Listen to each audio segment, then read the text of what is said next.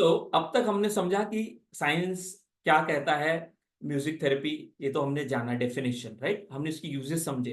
And वाले video में हम समझेंगे कि कौन सी बीमारी के लिए कौन सा राग है, बिकॉज ये राग है चिकित्सा पे, और कौन सी म्यूजिक हम यूज करें, मोटिवेशन के लिए कौन सी म्यूजिक यूज करें, है ना। और आप ट्रेनर कोच हीलर बनने जा रहे हो तो थेरेपी के लिए कौन सी म्यूजिक यूज करें, तो बिल्कुल चिंता नहीं करना, ऑलरेडी सेट है भाई, सब सेट है। यहाँ पर आपको आना है, आपको पीपीटी से लेके म्यूजिक से लेके सब थेरेपी से लेके सब चीजें दी जाती है, तो इसलिए आप चिंता ना करें जो साथ में, पर जो नहीं भी है फिर भी हम आपको मदद करेंगे, तो आप लोग हमारे संपर्क में रहे।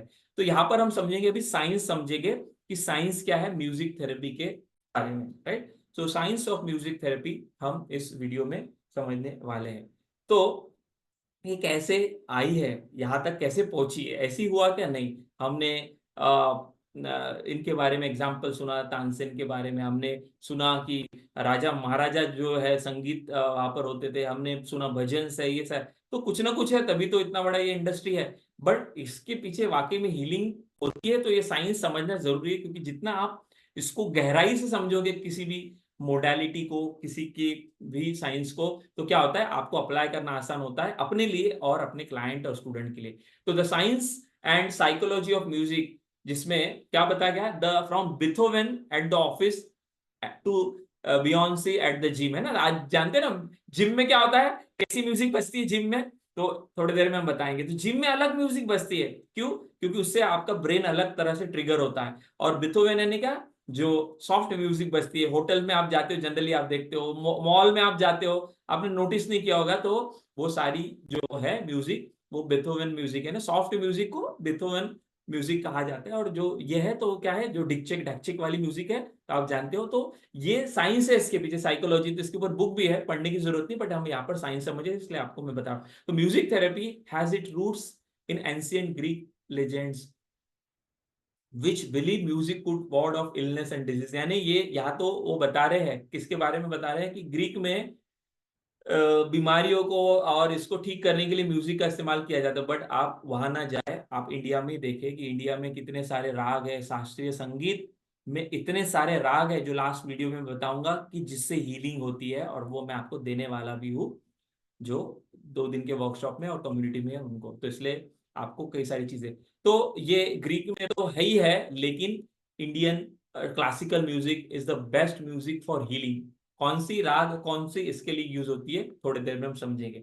फिर कैसे मोटिवेशन के लिए म्यूजिक यूज करें, कैसे फिर आपका अलग वर्कशॉप है उसके लिए कैसे म्यूजिक यूज करें, वो तो अलग पार्ट है, वो तो हम आपको सिखाएंगे। लेकिन इसकी एक हम बोलेंगे, जैसे हर इसका जो होता है ना जनक होता है, एक इन्वेंटर होता है, एक इन्वेंटर तो नहीं बनेंगे बोलेंगे, क्योंकि कोई भी चीज हम कोई भी चीज इन्वेंट नहीं कर सकते, everything is there, only we can discover those thing. तो इसके फायदे जो है हमें किसने बताया, तो ये बताया सबसे पहले फ्लोरेंस नाइटिंगेल ने, राइट। तो ये जो लेडी थी ये कौन थी, ये नर्स थी, राइट। तो नर्सिंग में इसका सबसे ज्यादा पहले यूज किया गया, और कब यूज किया गया, तो 1820 से लेके 1910 में ये जो लेडी का यहाँ पर ये बता रहा है जा रहा है जीवन काल, तो उसमें फ्लोरेंस नाइटिंगेल करके जो लेडी थी, she was a Pioneer of modern nursing, incorporated music into medical practice in 1859।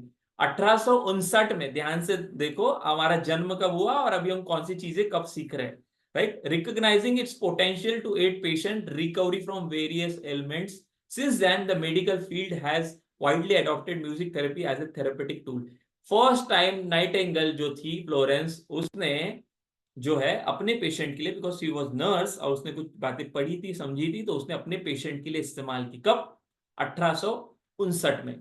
तो ये साइंस प्रूफ है, और आज इसको थेरेपेटिक टूल करके यूज किया जाता है। तो कहाँ का यूज किया हमने बेसिक यूजेस में समझा, बट आगे वाले पार्ट में हम क्या समझेंगे एंड में, कि कौन सी इसके लिए कौन सा म्यूजिक यूज होता है। तो 1944 में university of Michigan established the first music therapy program. Can you believe it? Michigan, university of Michigan 1944 में पहला म्यूजिक थेरेपी प्रोग्राम उन्होंने ये किया, paving the way for its integration into health care and extensive research world wide, right. So don't think that कि ये काम करेगा नहीं करेगा, अरे भैया इससे काम नहीं, इससे कई सारी चीजें हो रही है, आप समझो और समझ के अपने लाइफ के प्रॉब्लम को हील करना शुरू करो, और that's what the beauty of our community.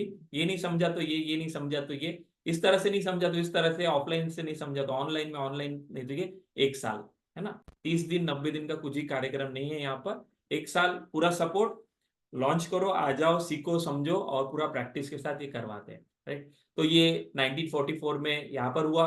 Then ये एक आर्टिकल है जिसमें बताया गया थाईलैंड में म्यूजिक थेरेपी का इस्तेमाल किया गया। जैसे मिशिगन में 1944 में, तो यहाँ पर 1967 में जो है श्री तन्य हॉस्पिटल नाम भी है यहाँ पे बकायदा, तो आप सर्च भी कर सकते हो, वहां पर आपको इसका मिल जाएगा, राइट। वहां पर जो है इसका इस्तेमाल हुआ। सो कई जगह पर इस्तेमाल हो रहा है, बट हमको क्या समझना है, हम कैसे इस्तेमाल करें हमारे लाइफ की चीजों को हील और बेटर करने के लिए। तो ये अलग अलग जगह पर इसका इस्तेमाल हुआ। अ study presented at the 2018 world Congress on regional anaesthesia and pen medicine, right. अलग अलग कॉन्फ्रेंस होती है ना, तो मेडिसिन की कॉन्फ्रेंस होती है जिसमें 2018 में, right, anesthesia on pain medicine found that music was an effective as an anti-anxiety medication in reducing anxiety in patient undergoing a nerve block procedure। बहुत सारे पेशेंट होते हैं, हीलिंग तो होगा ही होगा अलग अलग साइकोलॉजिकल इशू पे, पर आप जानते हैं कि इंजेक्शन भी अपने पास ला लिया, डॉक्टर ने ऐसा किया तो अपने को गुदगुदी आना शुरू हो जाती है। करेक्ट है कि नहीं, राइट, करेक्ट है कि नहीं। इंजेक्शन भी सामने आ गया तो क्या आ जाता है, गुदगुदी होती है कुछ लोगों को। और आप मान के चलिए जिसका सर्जरी हो रहा है ना, और आजकल आप जानते हैं कि फीमेल्स होती है तो मैक्सिमम सीजरियन होता है, सीजर्स होता है, तो एक तरह से दूसरा जन्म माना जाता है। तो किसी का सीजर हो रहा है, एक्सीडेंट हो गया, तो वो अभी होने वाला है, हुआ नहीं है, तो एंजाइटी क्रिएट होती है। तो ऐसी एंजाइटी को हील करने के लिए, ठीक करने के लिए जो है आजकल इसका टूल, एज अ टूल करके इसका इस्तेमाल किया जा रहा है। So it's a very beautiful science, but हमें नहीं पता, तो हम क्या कर रहे हैं, सिर्फ गाने सुन रहे हैं। कौन से वाले गाने, मेरा जीवन कोरा कागज कोरा ही रह गया। तो क्या हो गया म्यूजिक थेरेपी काम कर रही है, ऐसा नहीं काम नहीं कर रही है हमारे लाइफ में, but that is in a different way, opposite way. So but we have to use it in a betterment, for our betterment. For that you have to learn this and you have to apply, and for that we are learning all these things. So patient undergoing nerve block procedure, music medicine may be offered as an alternative to midazolam administration prior to peripheral regional anesthesia, the University of Pennsylvania research concluded, right। अभी आपको नहीं समझा होगा ना, बिल्कुल tension नहीं लेना, इतना समझना साइंस इसको मानता है, जानता है, सर्जरी तक के पेशेंट्स को इसका इस्तेमाल करके वो दे रहे हैं। तो मुझे बताइए, छोटे मोटे stress, tension, depression, anxiety, negative thought, डर के विचार, घबराहट के, तो हम ऐसे ही भगा सकते हैं म्यूजिक थेरेपी से। कैसे, उसके लिए आपको एंड तक या फिर पूरी सीरीज को सुनना होगा। तो ये साइंस कहता है।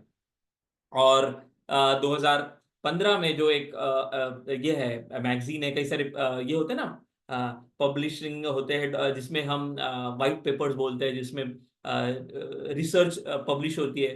तो 2015 में जो लेंसेट करके जो है ना, music as an aid for post operative recovery in adults, right. तो वहां पर एक आर्टिकल पब्लिश किया गया, systematic review and meta analysis publish in The Lancet in 2015, researchers reported that patient who listened to music, ध्यान से सुनो, before, during or after surgery had less post-operative anxiety and pain। यानी कि क्या, जो भी मैंने थोड़ी देर पहले कहा कि जिनके ऊपर सर्जरी किया जा रहा था उन्होंने पहले, राइट, और ऑपरेशन के दौरान और ऑपरेशन के बाद जब ये उनको म्यूजिक सुनाया गया, तो उनमें जो एंजाइटी, जो डर, जो घबराहट, जो चिंता जो थी, वो क्या हो गई, कंपैरेटिवली कम हो गई। तो ये पूरा साइंस कहता है। कुछ ही देर में हम वीडियो भी देखने वाले हैं, तो आपको और समझ में आएगा कि इसका, तो ये सारा साइंस है।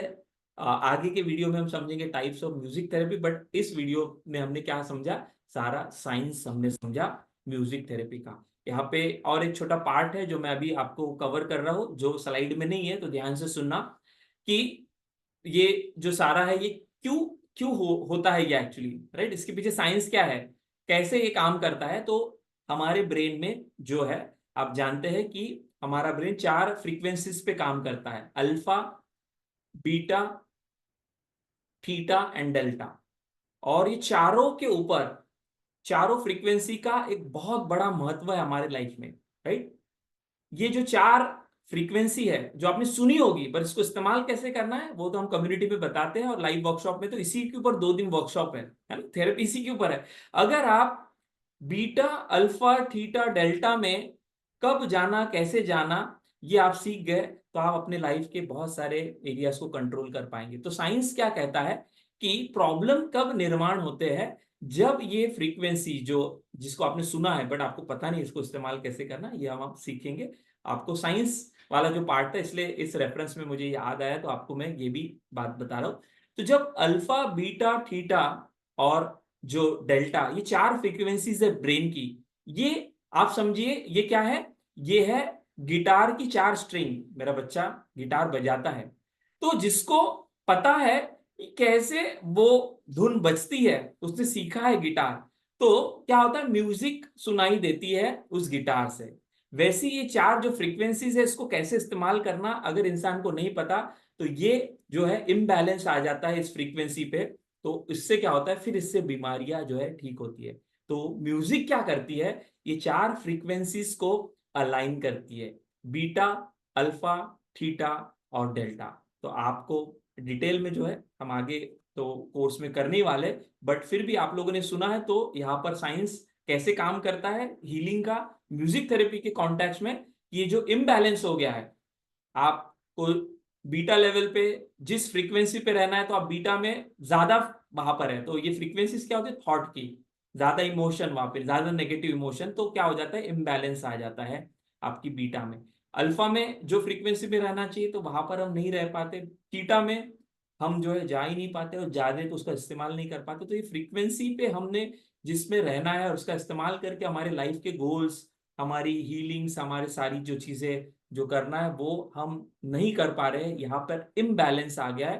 तो म्यूजिक क्या करती है, इसको बैलेंस में लाती है, और कौन सी म्यूजिक से कैसे जो है ये हमारी सारी फ्रीक्वेंसी अलाइन हो जाएंगी, और जब ये फ्रीक्वेंसी अलाइन हो जाती है तो क्या होता है संगीत बजता है और हमारे लाइफ की हीलिंग शुरू होती है। तो म्यूजिक थेरेपी का ये छोटा जो मैंने अभी पार्ट बताया, इतना भी अगर आपने समझा तो आपको समझ में आया कि एग्जैक्टली हीलिंग कैसे करेगा म्यूजिक। तो हमारी फ्रीक्वेंसीज को अलाइन करती म्यूजिक, और इसी के लिए हमें कौन सी म्यूजिक सुनना है, तो हमारा जो ब्रेन है वो उस पे काम करेगा ताकि हम जो उस प्रॉब्लम से बाहर आ पाए। तो वो तो हम एंड वाले पार्ट में समझेंगे, but this is also a science behind. तो ये वीडियो में हमने साइंस समझा, इसके पहले हमने क्या समझा बेनिफिट और डेफिनेशन, बट आगे वाला पार्ट बहुत इंपॉर्टेंट है, लास्ट के 2 पार्ट बचे हैं जिसमें नेक्स्ट पार्ट में हम समझेंगे टाइप्स की, यूजेस के हिसाब से इसके टाइप्स इसको डिवाइड किए गए, और उसके बाद फिर हम समझने वाले हैं कौन सी बीमारी के लिए कौन सा राग, यानी कि कौन सी जो है हमको म्यूजिक सुनना है ताकि हम फ्रीक्वेंसी में ट्यून हो जाए और हमारी लाइफ में संगीत बजे, हेल्थ का, मनी का, सक्सेस का, प्रॉस्पेरिटी का और ग्रोथ का। सो मिलते हैं नेक्स्ट पार्ट में।